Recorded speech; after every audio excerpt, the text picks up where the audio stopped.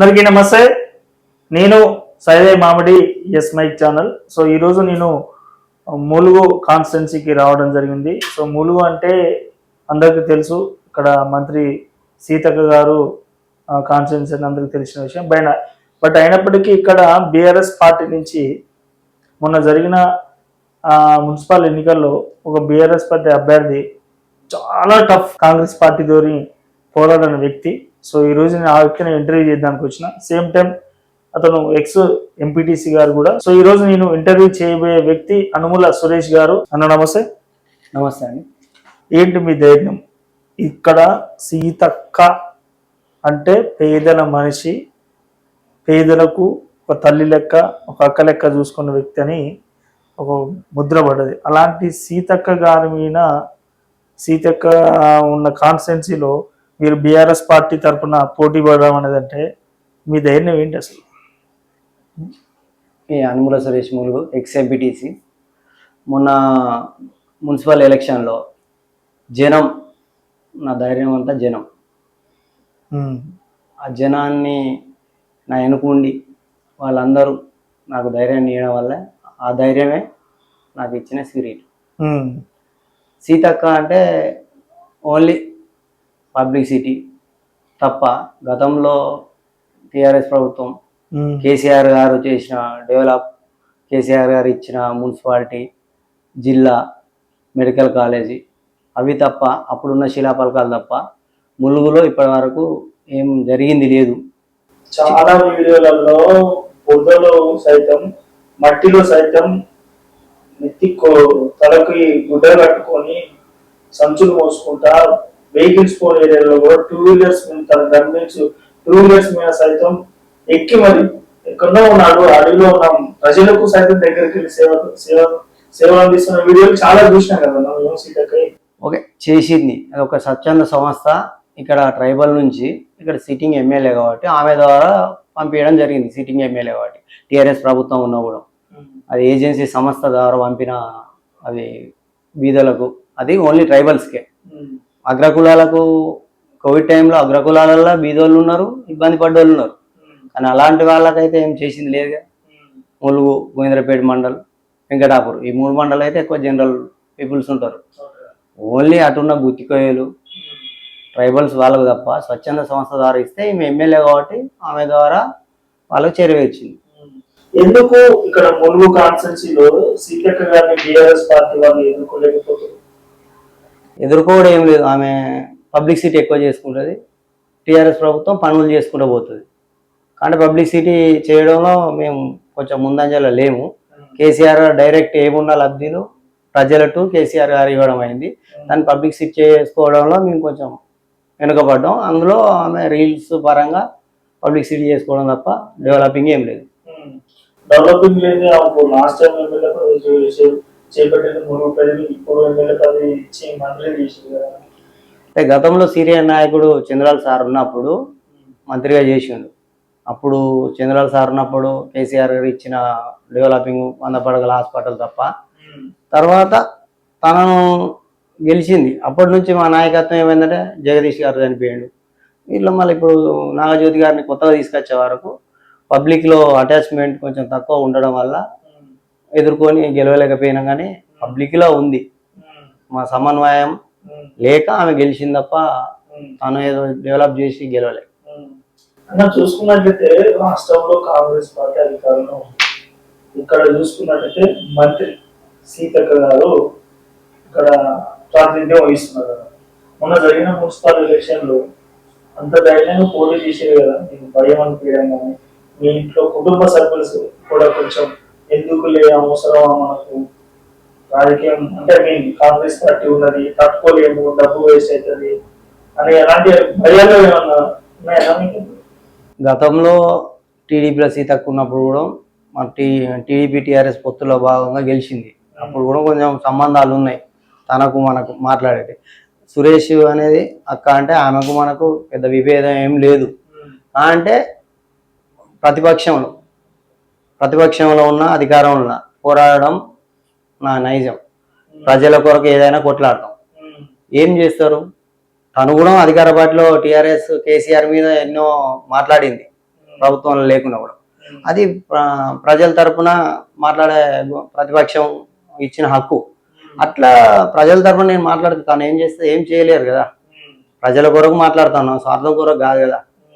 తను నెగ్లెక్ట్ గా చేయలేని తట్టి చూపడానికే ప్రతిపక్షం. మున్సిపల్ ఎన్నికల్లో పోటీ చేసినప్పుడు మీరు గెలిస్తే వాళ్ళు మీ డివిజన్ లో ఉన్న ప్రజలతో ఏ శుభకార్యం జరిగినా 50 కేజీల రైస్ ఇస్తాని మీ యొక్క సొంత మేనిఫెస్టో ఒకటి ప్రిపేర్ చేసుకుంటారు.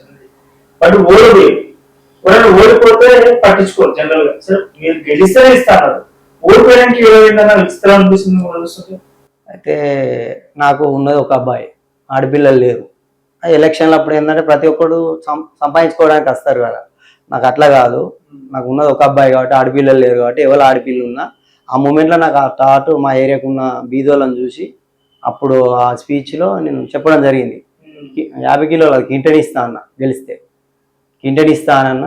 కానీ ఓడిపోయినా కూడా ఎలా ఓడిపోయినా అంటే 2 ఓట్ల తేడాతో ఓడిపోయినా 6 ఓట్లు కారును వెనక దిక్కు కుద్దడం జరిగింది, ఖరాబ్ అయినాయి. 6 ఓట్లు నా మీద బీజేపీ జిల్లా అధ్యక్షుడు, మాజీ జిల్లా అధ్యక్షుడు పోటీ, అధికార పార్టీ సీతక్క, కాంగ్రెస్ మన టీఆర్ఎస్ పార్టీ నాకు ప్రజల అభిమానంతో నిల్చొని పోటీ చేయడానికి బెదిరింపులు అవి ఇవి జరిగినా కూడా మనం దేనికి తలొగ్గామని తెలుసు. ఇప్పుడు మీరు కాంగ్రెస్ పార్టీ నుంచి కానీ మీకు బెదిరింపులు కానీ, ఒత్తిడి కానీ, ప్రపోజల్స్ కానీ, ఆఫర్స్ కానీ వచ్చే సురేష్ భాయ్ కాంగ్రెస్ పార్టీలోకి వచ్చే అని చెప్పేసి వచ్చినాయా? నాకు డైరెక్ట్ గా రాలేదు, ఎందుకంటే నన్ను అడిగే వాళ్ళకు ధైర్యం ఉండదు. ఎందుకంటే సురేష్ కాంప్రమైజ్ కాడు. ఎందుకంటే నేను అంతకుముందు ఎంపీటీసీ గెలిచినప్పుడు 8 కాంగ్రెస్ 8 టీఆర్ఎస్ గెలిస్తే నేను టీడీపీ, అప్పుడు టీడీపీకి వెళ్ళిపోయి టీఆర్ఎస్ టికెట్ రాకపోతే అందులోకి పోటీ చేస్తే హంగు వచ్చింది. హంగు అప్పుడు కూడా నన్ను అధికార పార్టీ వాళ్ళు నీకు ఇంత ఆఫర్ అని చెప్పినా కూడా వైఎస్ఎంపీ భవన్ కూడా నేను డబ్బుకు దేనికి తలొగ్గాను కాబట్టి అప్పుడు పబ్లిక్ అభిమానంతో గెలిచినాం, అదే వ్యక్తిత్వంగా ఉండాలని మొన్న కూడా పబ్లిక్ మీద ఆ నమ్మకంతో డేర్ చేసి చేయడం అయింది. అంటే జనం తీర్పిచ్చిర్రు, కానీ కొందరు తెలిసి తెలియక ఒక 6 ఓట్లు కరవడం వల్ల స్వల్ప 2 ఓట్లతో ఓడిపోవడం జరిగింది. అయితే ఇలా జనం తప్పేం లేదు కదా, నాకు ఓట్లు వేసిర్రు, గెలుపుకు సరిపోని వేసిర్రు, కానీ మిస్టేక్ జరిగినాయి. దానివల్ల ఒక ఇద్దరే కదా అటు ఇటు తేడైంది. అట్లాంటప్పుడు జనానికి ఇచ్చిన మాటను నేను నిలబెట్టుకోవాలని నా మనస్తృప్తి కొరకు, నాకు ఆడపిల్లలు లేరు కాబట్టి నేను ఇస్తానే అన్నా కాబట్టి ఆ మాట ప్రకారంగా 50 కిలోలు బియ్యం ఇస్తున్నాం. ఇప్పటికి 2 మ్యారేజ్లు అయినాయి. ఇప్పుడు ఈ 2 నెలల వాళ్ళ ఇద్దరికి ఇచ్చేసినాం. సూపర్. అంటే ఈ 2 ఓట్ల తేడాతో ఓడిపోయిన తర్వాత మీ డివిజన్ ప్రజల నుంచి ఎలాంటి మద్దతు, ఎలాంటి రెస్పాన్స్ కానీ ఏమన్నారు మీ ప్రజలకి ఓడిపోయిన తర్వాత? నేను ఓడిపోయి ఇంటికి రాగానే మొత్తం మహిళలు నా ఇంటికి వచ్చి నా మీద పడి ఏడవడం, వాళ్ళు అందరూ నాకంటే వాళ్ళు ఎక్కువ బాధపడడం, అది చూసి అసలు జనం ఇంత ప్రేమ ఉన్నది నాకు. కానీ తెలిసి తెలియక 6 ఓట్ల వల్ల నేను ఓడిపోయినా, కానీ నేను ఓడిపోయినట్టుగా కాదు అని నేను ఈ 19వ వార్డు నేను గెలిచినట్టే అని ఈ 5 ఏళ్లల్లో గెలిచిన అభ్యర్థ ఓడిన అభ్యర్థ అనేది జనం నిర్ణయిస్తారు 5 ఏళ్లలో. ఇప్పటికి కూడా సడన్గా పోయి అడిగితే గెలిచిన అభ్యర్థి పేరు గుర్తుండదు మా వార్డులో. 19వ డివిజన్లో అనుముల సురేష్ ఓడిపోయింది కదా అంటారు. గెలిచిన అభ్యర్థి పేరు చెప్పాలంటే వాళ్ళకు 10 నిమిషాలు టైం పడుతుంది. సో మరి ఎందుకంటే చూసుకున్నట్లయితే పెద్ద పెద్ద మంత్రులు, ఎమ్మెల్యేలే కావాల్సిన మార్చులు, రాత్రి పార్టీలు మారుస్తారు. మీరు కూడా అధికార పార్టీ పోతే మంచిగా డబ్బు వస్తుంది, పదవులు వస్తాయి, మంచిగా ఆర్థికంగా ఇంకా 10 మీటర్లు ఎక్కొచ్చు. పదవే కావాలనుకుని, డబ్బే కావాలనుకుంటే నేను ఎప్పుడో అంతకుముందు ఎంపీటీసీ గెలిచినప్పుడైనా అమ్ముడు పోయేటోని. మొన్న ఎమ్మెల్యే ఎలక్షన్లప్పుడు కూడా నాకు సీతక్క గారు ఫోన్ చేశారు. పోయిన ఎమ్మెల్యే ఎలక్షన్లప్పుడు వాళ్ళ అధ్యక్షుని పంపించి నువ్వు మా దాంట్లో ఉండాలని అంటే నేను అట్లా రాను. నాకు తెలంగాణ తెచ్చిన కేసీఆర్ పెట్టిన ముఖ్యంగా పథకాలు. ఇప్పుడు ఒక ఇంట్లో ఒక తల్లిని చాదాలంటే చాలా కష్టం. ఒక హ్యాండిక్యాప్ట్ను, ఓ విడో, వాళ్ళందరూ ఇప్పుడు ఈ రోజున తృప్తిగా తింటారంటే కేసీఆర్ 2000 చేయడం, వీళ్ళకు 4000 వికలాంగులకు ఇవ్వడం, అట్లా ప్రతి ఇళ్ళల్లో సమస్యలు తగ్గినాయి. గతంలో నేను పంచాయతీలు అవి చేసినప్పుడు చిన్న చిన్న ప్రాబ్లం, 3 కొడుకులు ఉంటే తిండి పెడతలేరని, అట్లాంటి కొన్ని కేసీఆర్ పథకాలు కరెక్ట్ ఉన్నాయి. కేసీఆర్ వల్లనే బంగారు తెలంగాణ ముందుకు సాగుతుందని ఆ నమ్మకంతో నేను టీఆర్ఎస్లనే ఉండడం జరిగింది, ఉంటాను. అంటే ఇప్పుడు మీరు చెప్పిన పథకాన్ని రాష్ట్రంలో వాస్తవానికి ఈ 10 సంవత్సరాలు కేసీఆర్ గారు పెట్టింది.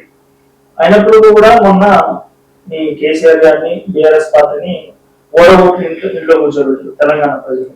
మరి ఇంకేముందన్న బీఆర్ఎస్ పార్టీలో వచ్చే రాజకీయానికి అయితే కేసీఆర్ ఓడిపోయింది 1.5 ఓటు శాతంతో. అందులో కొన్ని మిస్టేక్ల వల్ల కొందరు అభ్యర్థులను మార్చడంలో వాటి వల్ల అదొకటి 10 ఏళ్ళు అధికారంలో ఉండి కాంగ్రెస్ ఎప్పుడైనా డైరెక్ట్ ఎప్పుడు గెలవలే అన్న. అది ఎదురుంగ పార్టీ మీద వ్యతిరేకతతో గెలుస్తుంది ఎప్పుడైనా కాంగ్రెస్ ప్రభుత్వం వచ్చిన ఈ 50 ఏళ్ళలో చూసుకోండి. అగెనిస్ట్ పార్టీ మీద కోపంతో కాంగ్రెస్ గెలుస్తుంది, కానీ కాంగ్రెస్ ఏదో చేస్తుందని గెలవదు ఎప్పుడైనా.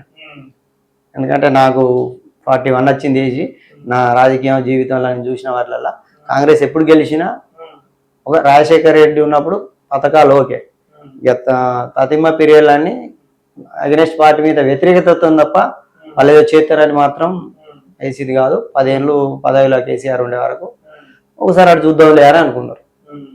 సో ఇప్పుడు కాంగ్రెస్ ప్రభుత్వం అధికారంలోకి వచ్చిన కాంగ్రెస్ పార్టీ తెలంగాణ రాష్ట్రంలో అధికారంలోకి వచ్చి దాదాపు 2.5 years కంప్లీట్ గా వస్తుంది.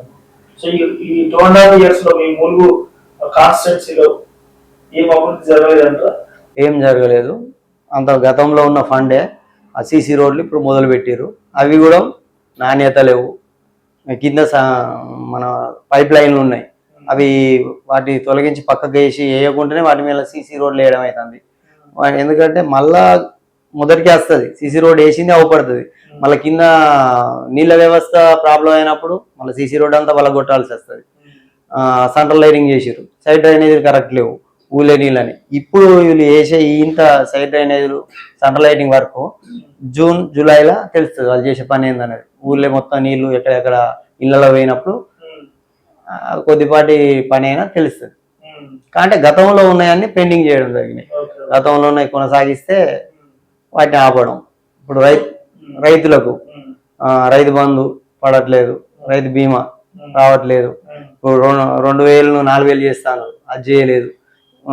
మన ఒంటరి మహిళలకు ఇస్తామన్నారు, అవి వేలు. కొత్త పింఛన్లు అసలు లేనే లేవు.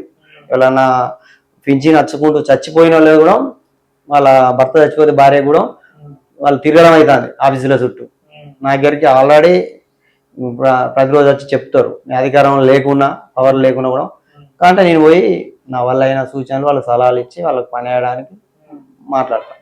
సో మీరు బీఆర్ఎస్ పార్టీలో కలిసిన అతి పెద్ద నాయకుడు.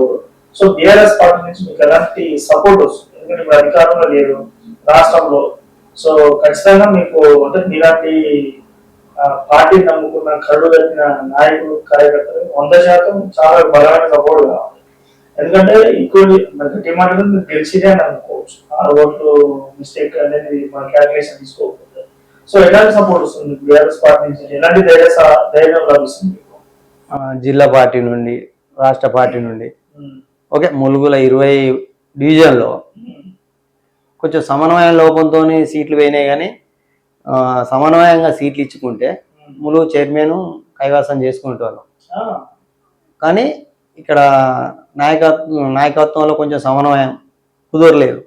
కుదరక ఈ రోజున చైర్మన్ కొట్టలేకపోయినా, కానీ లేకపోతే ఇంచుమించు ఇప్పుడు బీఆర్ఎస్ ఇండిపెండెంట్ కలిపితే 2-3 సీట్లే తక్కువ మాకు.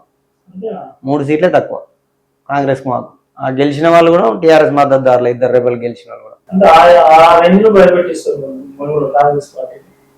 భయమేం లేదు, పబ్లిక్ కొరకు మాట్లాడితే అది పబ్లిక్ మనం ఎన్నుకున్నప్పుడు ఎవరికి భయపడాల్సిన అవసరం లేదు.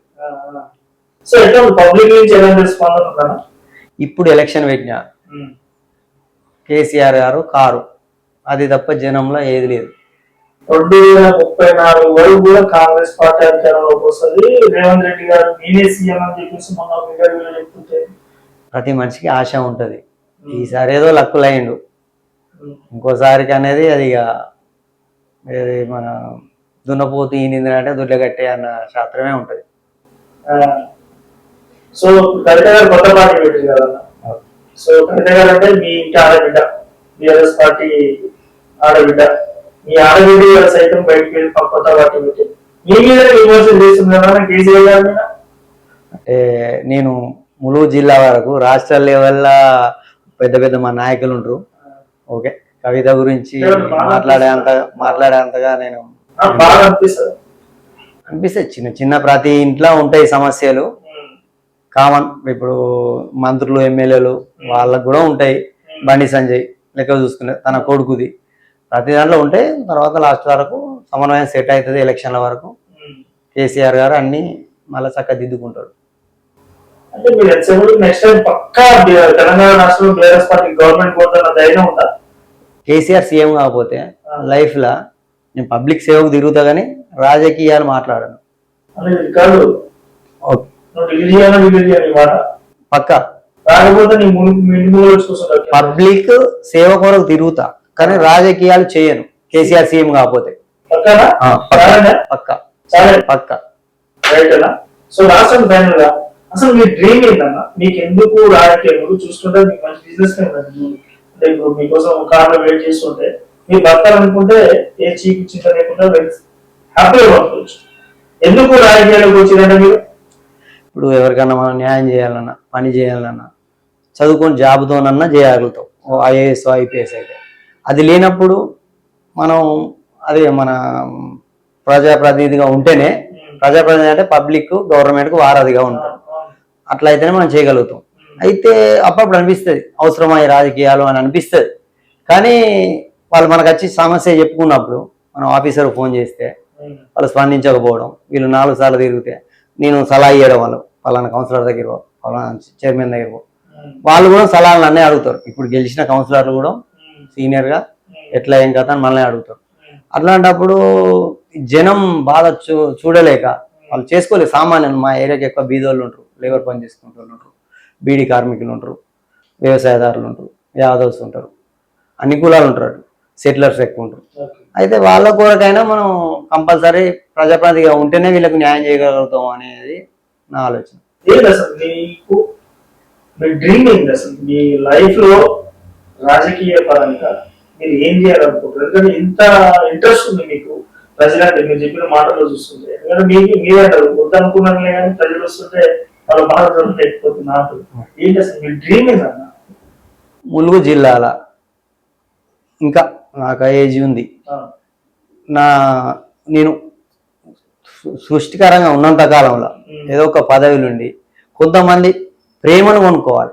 ప్రేమను అంటే అభిమానంతో కొనుక్కొని తర్వాత స్థిరస్థాయిగా పేరు ఉండాలంటే ములుగు జిల్లాలో పలానా ఒకప్పుడు మా గురుగారు నల్లెల కుమార్, అట్లా అనుల సురేష్ ఉండే ములుగుల అనే విధంగా నా ఒక డ్రీమ్. అంటే కొంతమంది సేవ చేసి తర్వాత మన తర్వాత వస్తూనే ఉంటారు, కొత్త నాయకులు వస్తూనే ఉంటారు, పాతలు పోతూనే ఉంటారు.